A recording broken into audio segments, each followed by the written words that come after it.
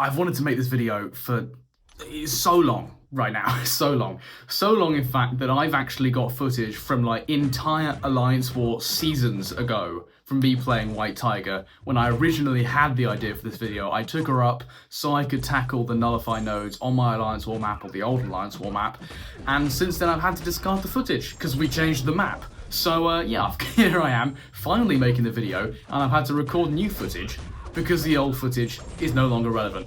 But right, we're going to kick things off in Realm of Legends. And the title of this video is that White Tiger has no right to be this fun. And I'm going to double down on that just throughout this video. I picked up White Tiger, ranked her up for Alliance War, tested her out in Realm of Legends, just trying to get my bearings, and then I saw this, right? You know, you chuck off the SP2, and then you're back at another SP2, and then I can go flying again. I can do my flippy flips, I can end the fight. Just like that. How fast was that? 46 seconds.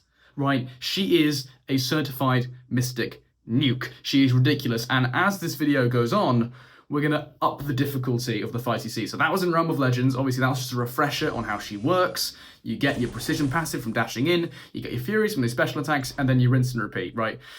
As far as I can tell, yes, you know, the SP2 does more damage than the SP1, and you know, your SP1s you ramp, then the SP2s you cash in the damage, but you don't get as many ramping furies. But really, you know, if you want to maximize her, just make sure you have your precision passive active, and then, you know, as far as I can tell, it doesn't really matter, right? You're going to hit hard nonetheless. You want to throw SP1s, be my guest. You want to throw SP2s, be my guest. These are my favourite types of champions, by the way, ones where the rotation doesn't really matter.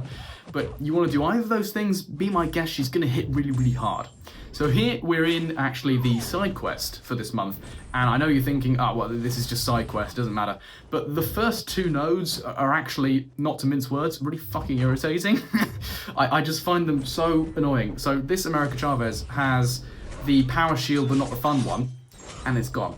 Right, so that had Power Shield 2.0 on it, the one that doesn't allow you to get all the added DOT damage that Mr. Sinister and Kate Bishop enjoy, but, you know, that was just ripped in half before I could even get to commentating on it.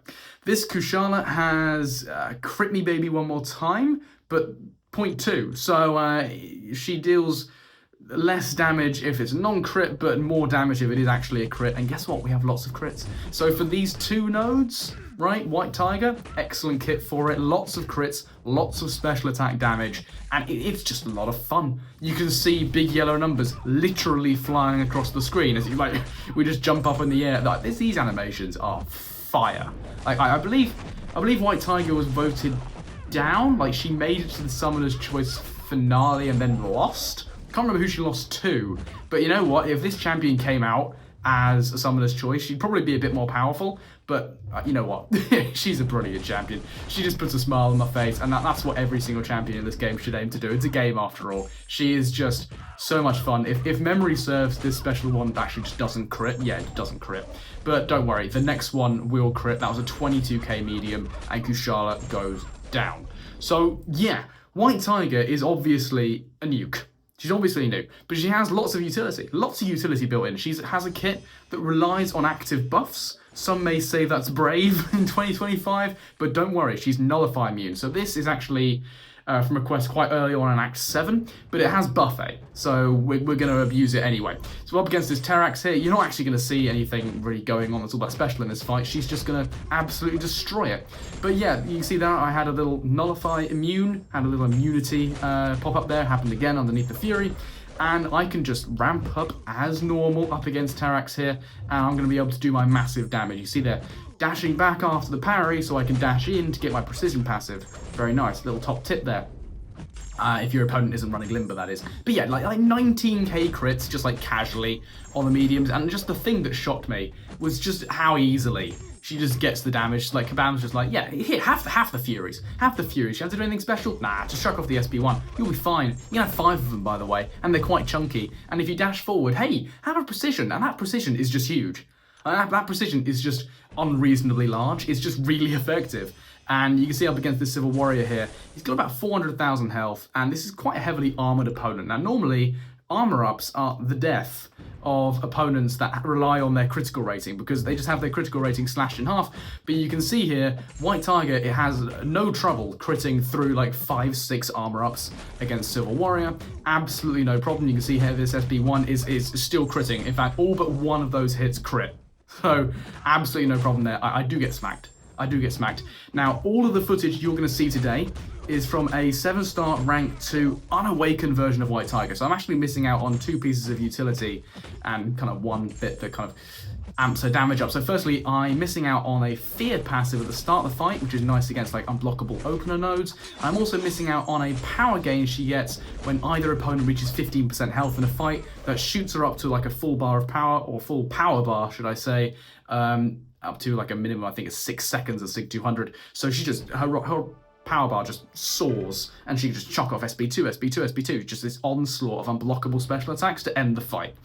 But in this video, and this footage, should I say, against Gore, that was completely intentional. That was completely tactical, right? It was meant to happen. I intended it. It's all just, yeah, see, it's just meant to happen. I'm gonna get smacked again, but it's all tactical. Trust me, bro, for real. Anyway, so on White Tiger's SB2, she applies a bleed, and that not only blocks off the opponent's healing, but she also, see that tactical. Now, I knew the reverse controls was coming. See, it was all meant to happen. But it blocks off the opponent's healing, and then she siphons some of that healing for herself. When I initially saw that on the deep dive, I thought, that's a bit niche. I don't think that's going to be particularly useful. But you can see there, I was down to around 50% health, and spoiler alert, I'm going to end this fight on a full yellow bar, right? See, up against Gore here, that bleed's ticking for 6,000, I'm healing for nearly 2,000 per second, I'm up to nearly 90% health. Thanks to the power steal, I have like nearly an entire new SP2 in the barrel, all ready to go. Gore can heal as much as he likes, but we're going to chuck off the SP2. I'm gaining all that power back. That was a 24k crit. He's not healing. Now they've all been nullified. And Mystic Dispersion gets me back up to another SP2. Ready to fire it off. Yeah, there goes another one. It really is that simple. And yeah, okay, this is going to take into around 15% health. We're going to chuck off a Relic Extended combo here. We're going to dash back again so I can get my precision passive, chuck this off, and that's a 9.3 beta Gore, 830,000 health, taken down just like that. Right, so that was in 9.3, or the beta at least, down in less than 90 seconds. This fight was from a friendly today. We are in the Stun Reflection Gladiator circuit meta, otherwise known as Hard, and we're up against Harry's Sasquatch. So, biggest health pool in the entire game. This is as chunky as it gets. Obviously, you can have a rank 4 Sasquatch, but we're punching up. So this is an unawakened rank 2 White Tiger against an awakened rank 3 Sasquatch. This should not end well. Like, on paper, this should just not end well. I should time out, I'm going to get nuked, it's not going to be very nice, and all my damage is going to be reduced until Wrath of Tanarak. But here we're just baiting out heavies, and what that allows me to do is get distance, so I can get my precision passive very easily. We chuck off our first SB1, and you can see those crits. Sassy is almost already 20% dead, and yeah, these protection passives are going to build up. I think he does enter Wrath relatively early in this fight, but it really makes no difference, right? You can see we're still critting for enormous amounts, and by the time we get to our SP2, he's already going to be half dead. Here I push him to 3 bars of power because I know I'm going to have that power steal, and I'm back up to nearly a full power bar from that, and we've disabled the stun reflect, so I get 40% increased damage. He enters Wrath of Tanarak just then. That was a 23k crit, and the healing from Sassy is actually being siphoned, so for a moment I was up at a full yellow bar. We're going to end the fight on 98% health. That's rank 3 Sasquatch punching up there in 60 seconds. Yeah. Now, I was unable to secure any decent Serpent footage because I'm a scrub, but if you're a decent White Tiger player, she can do something very similar to the Serpent in this meta and indeed all metas. She's a great Serpent counter with her critical rating punching through his resistance. But I've got one more piece of footage for you today, and this is also from Act 9.3. So this is, again, the adaptive power shield node. My basic attacks are going to be doing very little. Any sort of DOT I apply from my special attacks is going to be doing very little. No cheese options like Sinister or Kate. We've just got to hit them hard, and I actually remember streaming this. I originally used Sasquatch for this Hyperion, and it was a bit sketchy. He might have gone red, I might have got a bit lucky. But then somebody in my chat recommended White Tiger. And I thought, hey, you know what, I'll use White Tiger for the next fight. And oh my god, I'm just going to shut up. I'm going to show you. I'm just going to shut up. So yeah, that SB1 already crit for 30k on the final hit, and that's just the SB1. We've got the Power Steel ready to go. We're going to bait out another special attack from Hyperion. We're going to run in. We're going to steal all his power. And we're going to deal immense damage. Look at all these crits. 40k, 30k. The final hit didn't crit, but if it did crit, it'll be just under 60k, as you're going to see, because we immediately have another SB2. 55k on the final hit, and Hyperion is well over half dead, right? That's madness. In 9.3, with 9.3 health pools, with a 7-star rank 2, not a rank 3 or a rank 4, only a rank 2, I already have another SP2 just lined up, and we're going to chuck this off, and yeah, Hyperion is dead. Good night, sunshine. How fast was that? 58 seconds. Yeah, 58 seconds, over 800,000 health. Nothing serious. Nothing serious. She's just incredible. She's incredible. Look, smiling. Right. I had the idea for this video a while back, and I fully intended to take her to rank 3, and indeed maybe even rank 4 if I got her awakened, like between having the idea and now. But I haven't been able to awaken her, and then I pulled Juggernaut. Plans changed, right? Okay.